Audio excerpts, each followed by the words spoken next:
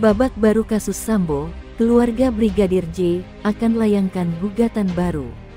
Meski terbebas dari hukuman mati, Sambo CS siap-siap dimiskinkan usai keluarga Brigadir J lakukan gugatan ini.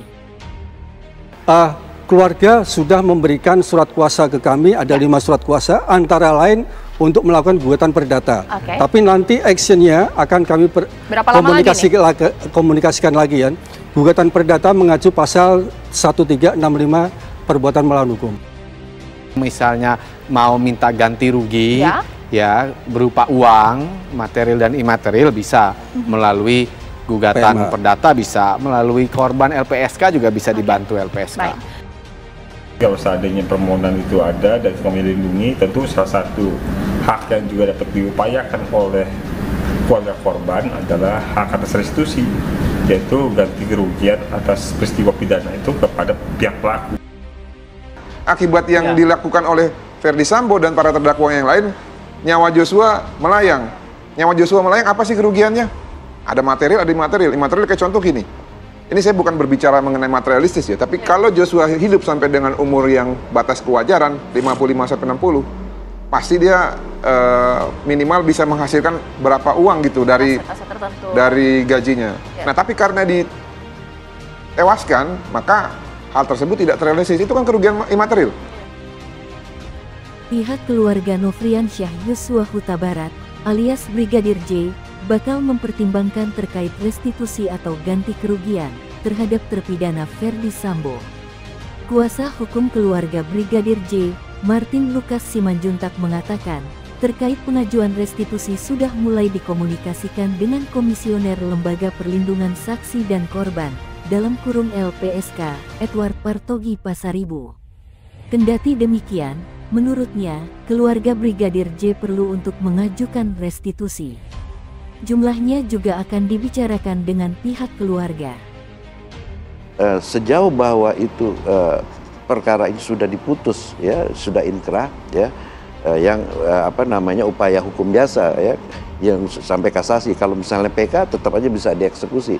Katakanlah sampai kasasi bahwa nanti Joshua itu dihukum terlepas, Sambo itu mau dihukum berapa? Mau hukuman mati, seumur hidup, 20 tahun terlepas. Yang penting bahwa dia terbukti bersama-sama dengan orang lain, ya, menghilangkan nyawa orang lain sama ini. Dia bisa dinilai. Berarti yang membayar tidak hanya Sambo, tetapi juga Banteng. Jadi bisa dipilih oleh si penggugat.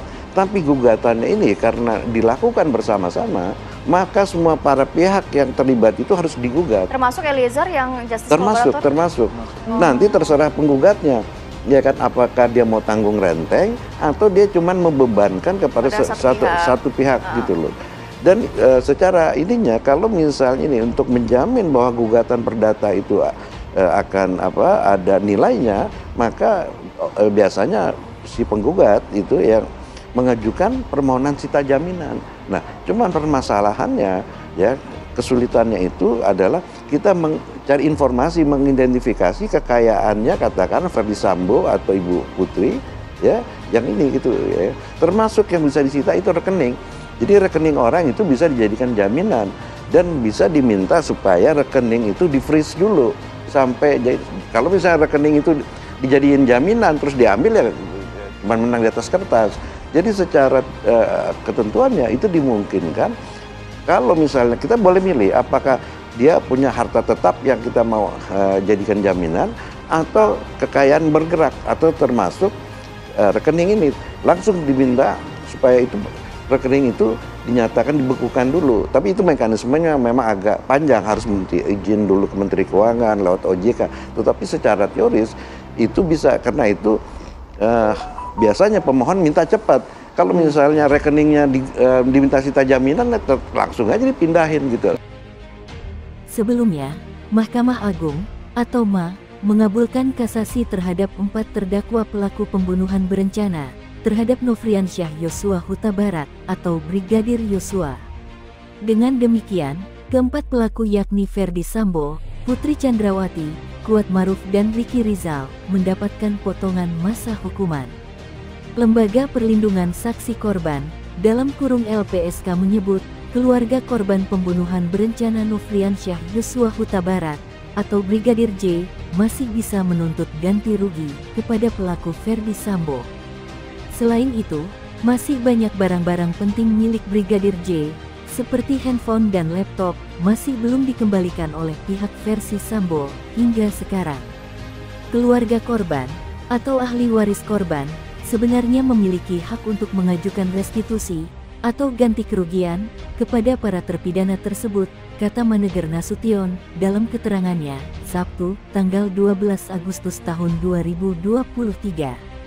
Ia mengatakan, nominal restitusi tersebut bergantung pada klaim yang diajukan oleh keluarga Brigadir J.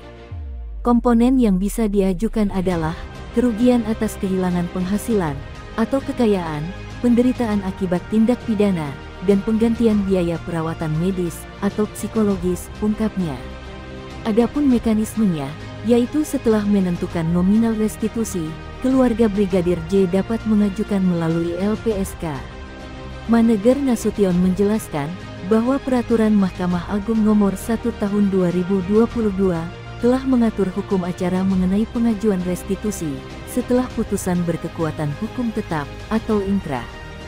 Melihat kembali kasus Ferdi Sambo yang begitu banyak menyita perhatian masyarakat, korban dari Sambo itu sebenarnya bukan hanya keluarga Brigadir J. Banyak jenderal di kepolisian yang merupakan bawahan dari Ferdi Sambo harus kehilangan pekerjaannya karena ditipu oleh Sambo dalam kasus pembunuhan berencana Brigadir J ini.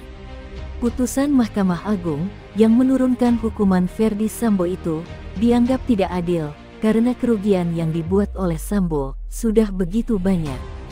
Kerugian material tak hanya dirasakan oleh keluarga Brigadir J, namun juga bawahan Sambo di kepolisian yang kehilangan pekerjaan akibat ulah dari Ferdi Sambo. Adilkah ini?